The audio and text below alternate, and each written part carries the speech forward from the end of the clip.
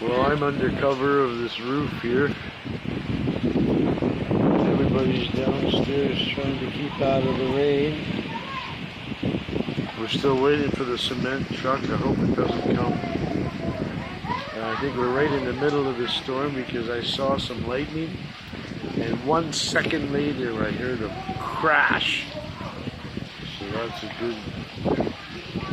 good indication we're right in the storm. I'm sitting on the roof and I'm waiting to see what happens. We don't worry about things here. Everything works out okay. Even in the middle of a tropical rainstorm when you're pouring cement. I just hope we can tell the trucks and the cement they don't come. We don't want you.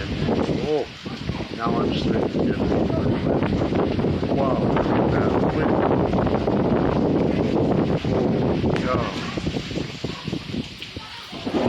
Oh boy, there's another crack.